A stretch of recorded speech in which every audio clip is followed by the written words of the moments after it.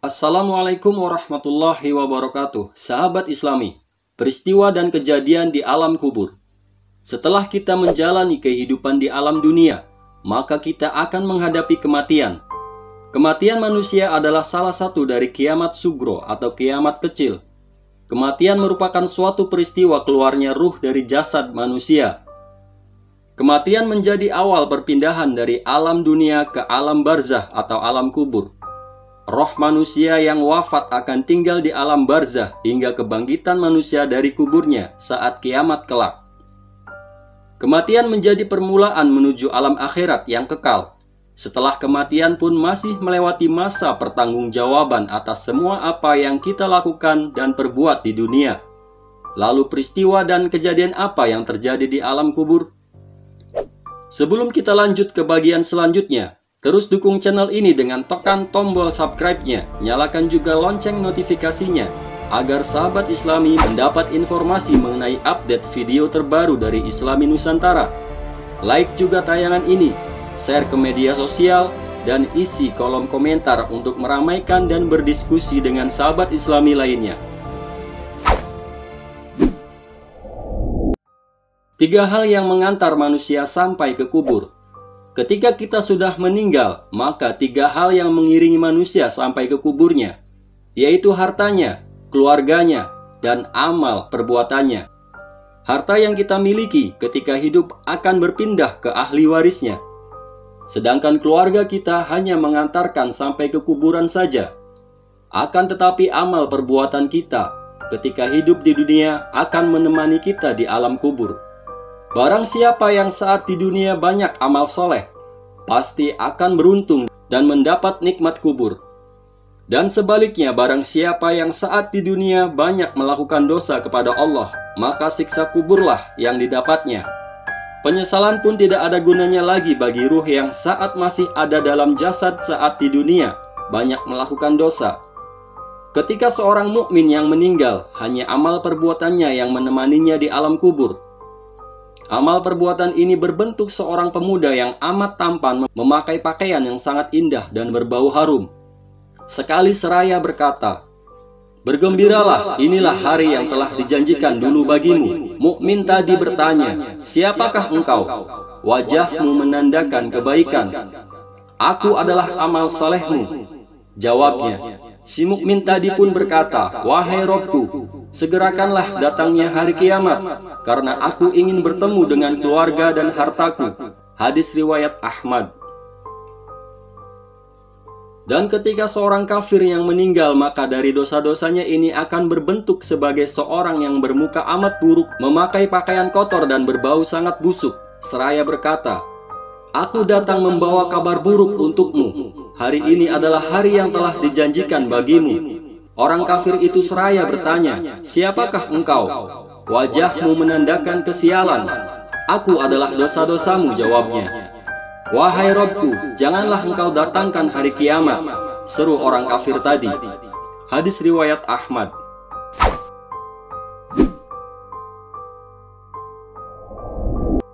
Ditanya oleh malaikat Mungkar dan Nakir, setelah seseorang meninggal dunia dan langkah terakhir dari orang yang telah menguburkannya pergi dari makam, maka akan datang 2 malaikat. Kedua malaikat ini akan mendatangi kuburan orang yang baru meninggal tersebut dan didudukkan untuk ditanya. Rasulullah SAW bersabda, "Apabila mayit telah dikubur, atau jika salah seorang dari kalian dikubur, maka ada 2 malaikat yang mendatanginya. Yang keduanya hitam kebiruan, diberi nama Mungkar, dan yang lainnya bernama Nakir." Hadis riwayat At-Tirmizi. 2 malaikat itu akan memberikan ujian kepada si mayit berupa pertanyaan-pertanyaan di alam kubur. 6 hal yang akan ditanyakan oleh kedua malaikat tersebut, yaitu, siapa Tuhanmu, apa agamamu, siapa nabimu, apa kitabmu, di mana kiblatmu, dan siapa saudaramu. Malaikat Mungkar dan Nakir sangat dikenal dengan perawakan mengerikannya. Keduanya membawa gada. Jika gada dihantamkan ke gunung, niscaya gunung itu akan hancur. Lantas bagaimana jika dipukulkan pada manusia? Bagaimana kita membayangkan jika gunung saja hancur? Maka bagaimana dengan manusia? Akan tetapi kita bisa lolos dari ujian kedua malaikat itu dengan keimanan kepada Allah dan Rasul-Nya yang teguh dan ketakwaan yang kuat.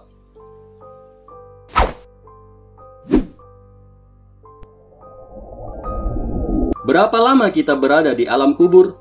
Sebagaimana diuraikan dalam Al-Quran maupun hadis, bahwa saat kita mati di dunia ini, maka kita akan masuk ke alam kubur atau alam barzah.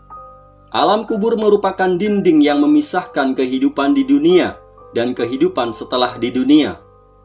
Di alam kubur kita menanti hingga datangnya kiamat. Hal ini diterangkan oleh firman Allah Subhanahu wa Ta'ala. Dan sesungguhnya hari kiamat itu pastilah datang, tak ada keraguan padanya, dan bahwasanya Allah membangkitkan semua orang di dalam kubur. Quran Surat Al-Hajj ayat 7. Lantas berapa lama ahli kubur menunggu hari kiamat itu? Al-Quran menguraikan bahwa satu hari di alam kubur sama dengan 50.000 tahun di dunia. Allah Subhanahu wa Ta'ala berfirman, para malaikat dan Jibril naik menghadap kepada Tuhan. Dalam sehari setara dengan 50.000 tahun. Quran Surat Al-Ma'arij ayat 4. Secara ilmiah, sesuai hukum relativitas, ini menunjukkan bahwa alam kubur merupakan alam yang bergerak dengan kecepatan cahaya, sehingga waktu relatif berhenti. Seandainya saat ini kita mati, lalu 40 tahun lagi anak kita mati, kemudian 70 tahun lagi cucu kita mati, 140 tahun lagi anak cicit kita mati, dan seterusnya. Tapi untuk kita di alam kubur, puluhan sampai ratusan bahkan ribuan tahun, waktu dunia tersebut rasanya hanya beberapa detik saja di alam kubur. Sudah beberapa detik setelah kita mati, disusul anak kita mati juga. Beberapa detik kemudian cucu kita mati, lalu cicit kita mati, dan seterusnya. Ini yang mereka alami yang mati 1000 tahun lalu. Saat ini mereka baru merasakan beberapa menit saja. Ini juga sesuai dengan firman Allah di Al-Quran mengenai singkatnya hidup di alam dunia. Kamu tidak tinggal di bumi melainkan sebentar saja, kalau kamu sesungguhnya mengetahui.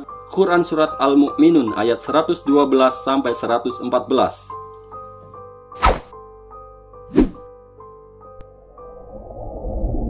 Amalan agar selamat di alam kubur.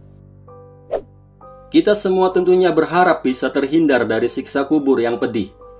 Ada beberapa amalan yang harus terus-menerus kita kerjakan sampai malaikat maut menjemput kita.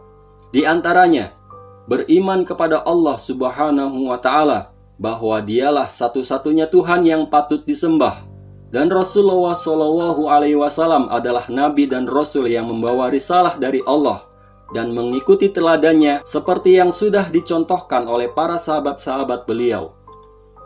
Membaca Quran Surat Al-Mulk. Ada beberapa riwayat bahwa membaca Quran Surat Al-Mulk setiap malam dapat terhalang dari siksa kubur. Sangat dianjurkan kepada kita untuk menghafal surat ini. Mengamalkan isi Al-Quran. Dengan mengamalkan isi dari Al-Quran, sudah pasti kita akan terselamatkan dari siksa kubur. Karena Al-Quran sendiri adalah kalamullah yang isinya mengatur semua sendi kehidupan manusia. Maka sudah menjadi kewajiban kita untuk mengamalkannya. Selalu berdoa agar terhindar dari siksa kubur. Berikut ini adalah doa selamat dari siksa kubur. Ya Allah, sesungguhnya aku berlindung kepadamu dari siksa kubur dan siksa api neraka, dan fitnah mereka yang hidup, dan fitnah mereka yang mati, serta fitnah Masih dan Dajjal. Sahabat Islami, peristiwa yang terjadi di alam kubur ini semoga bisa memberikan hikmah kepada kita semua, bahwa kita akan menuju ke sana. Maka persiapkanlah perbekalannya selama kita masih diberikan sisa kesempatan hidup di dunia ini. Wassalamualaikum warahmatullahi wabarakatuh.